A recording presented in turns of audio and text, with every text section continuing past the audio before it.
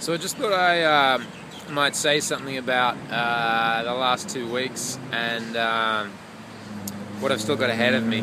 I just wanted to reflect on the challenges I've faced and talk about how I'm coping and talk about how I feel about what's still to come and my mood, morale, etc.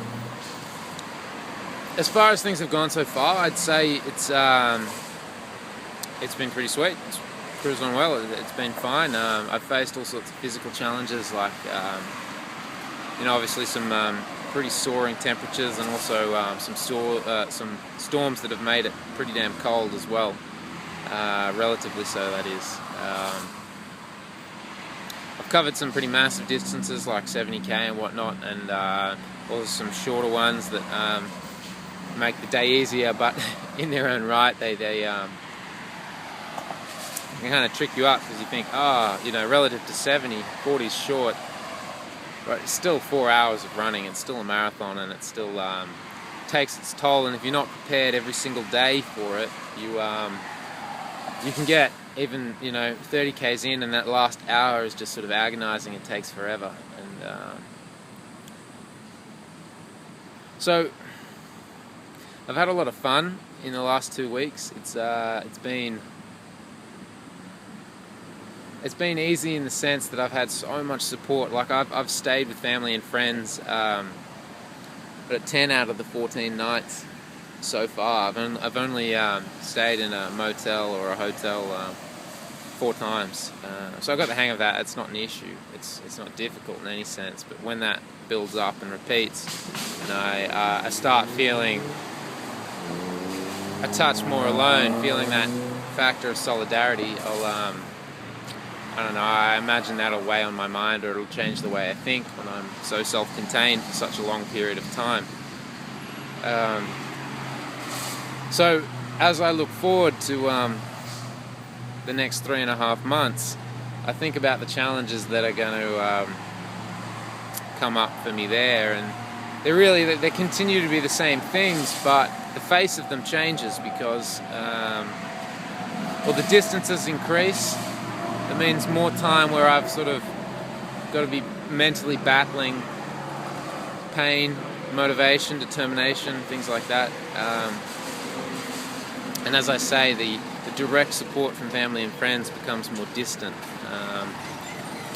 I imagine I'll kind of get lost just somewhere up on the East Coast, like in everyone's thoughts. I'll just be, Brad's doing that run, but we've got to live a life now. We've got to continue on, and like, good on him. I'm happy to follow and listen what he's up to and stuff like that. But I imagine I'll just become more and more distant in people's minds as I become physically, literally more distant.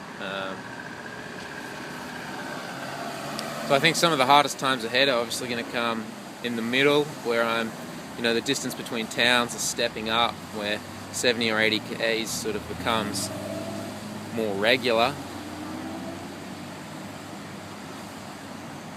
And then it closes off again with a bit of a climax. Well, see, what's really interesting about this run is I've set myself a challenge that grows with me. It escalates. Like, I know I've had awesome support for the last couple of weeks, but as I move further, I become more and more self-reliant, self-sufficient. I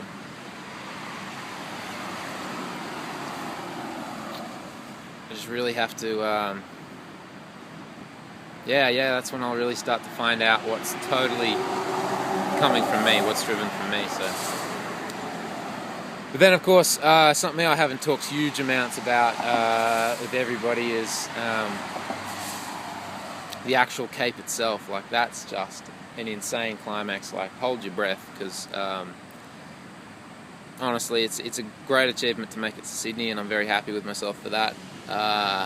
But it means nothing. It honestly means nothing for the Cape. Like, if you put me there in Cairns now and said, get to the Cape, I have no doubt that I would, I couldn't do it with with what I got in my legs at the moment. I can get from town to town where there's support in the towns, but I will certainly need another 3,500 k's in my legs, or 3,000 k's in my legs, so that once I'm sitting there in Cairns and really evaluating my attack to the Cape itself, I can at least be confident that, you know, knocking off 150 k's between roadhouses is doable, and in fact not even just doable but like conquerable, because when I arrive there's not going to be anything in the way of support that I've received here. There's not going to be just a hotel, a steak, a bed. It's not. I'm going to have to start carrying a tent at that point, and